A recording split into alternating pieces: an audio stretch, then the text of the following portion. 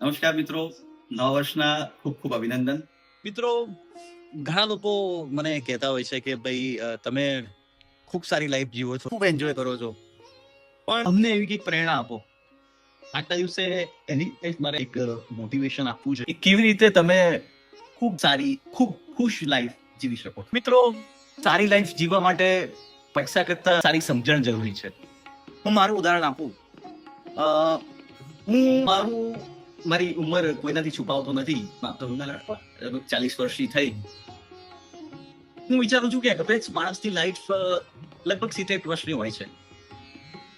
હવે આ 70 વર્ષમાંથી હું એવું માનું કે 60 વર્ષ પછી તો હું વધારે કંઈ કરી નહીં શકું, કારણ કે 60 વર્ષ પછી બોડીના ફિઝિકલ પ્રોબ્લેમ્સ બધા હોય, જેવા કે કહેવાય ને કેથરેટના ઓપરેશન્સ, જોઈન્ટ રિપ્લેસમેન્ટના ઓપરેશન્સ, આવી બધી વસ્તુઓ એની પાછળ પૈસા ખર્ચાવાના છે.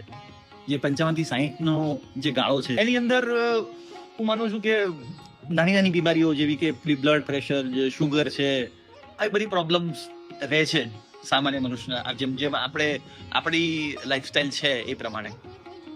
તો મિત્રો, હું એ કહેવા માંગુ છું કે મારી પાસે, જો હું મારું ઉદાહરણ લઉં તો મારી પાસે કેટલા વર્ષો છે જેમાં હું સારી રીતે હરી ફરી શકું.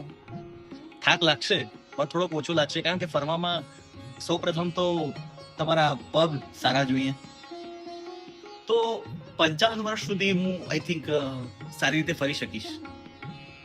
જો હું 55 માંથી 40 માઇનસ કરું તો મારી પાસે માત્ર 15 વર્ષ છે. હું આજે વિચારતો હતો કે તમે કે હું વર્ષની અંદર કેટલી વાર ફરવા જઈએ છીએ.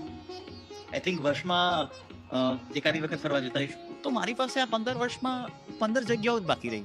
તો હું એવું વિચારું છું, આ લાઈફમાં એવી તો કઈ 15 જગ્યાઓ છે કે હું જોવા માંગુ છું. એવી કઈ કઈ જગ્યાઓ છે જે તમે જોવા માંગો છો? તો મિત્રો, આજે નવા વર્ષની પ્રભાતે મારે એક લિસ્ટ બનાવવું છે જેની અંદર હું એ 15 જગ્યાઓ લખી શકું કે મારે કઈ કઈ જગ્યાઓએ જવું છે. એની માટે કેટલા પૈસા જોઈશે, એટલું બજેટ મારે રાખવું પડશે. અને સૌથી મોટી વસ્તુ કે આ જે 15 વર્ષનો જે સ્પાન છે, જે સમયગાળો છે, એની અંદર હું કોઈ એવી લોન કે એવા ઈએમઆઈ સેટઅપ ના કરી બેસું કે જે મિલકત માટે જરૂર કરતા વધારે મારે આપવું પડે અને મારા બધા જ પૈસા એની અંદર ઇન્વેસ્ટ થઈ જાય. મિત્રો, મારે આજે એ પણ કહેવું છે કે જરૂર વિનાના મોટા ઈએમઆઈ ઉભા ના કરો. યાદ રાખો કે તમે ઈએમઆઈ ભરવા જન્મ નથી લીધો, કારણ કે આજની તારીખમાં પણ હું ખૂબ મોટી લોન લઉં, મને 30 વર્ષની લોન બેંક વાળા આરામથી આપી દે છે. પરંતુ 40 વખત 30 કરું તો હું 70 વર્ષની ઉંમરે નો ડ્યુ સર્ટિફિકેટ લઈને, જેમ અત્યારે સિરિયસ બેસે છે એમ બેસીને કહીશ કે ભાઈ મારા છોકરા માટે હું આટલી પ્રોપર્ટી મૂકીને ગયો, આટલું મૂકીને ગયો. મારે નથી કરવાનું. હું ઈએમઆઈ ભરવા માટે પેદા નથી થયો. તો મારી જેમ એક કેલ્ક્યુલેશન કરો. આપ પણ આજે એક લિસ્ટ બનાવો કે તમારા લાઈફમાં તમે કઈ કઈ જગ્યાએ જવું છે, કેટલા ઈએમઆઈ, કેટલી એસઆઈપી સેટ કરવી છે કે જેનાથી તમે એ જગ્યાએ જઈ શકો. કરો ટ્રાય આજના નવા વર્ષે.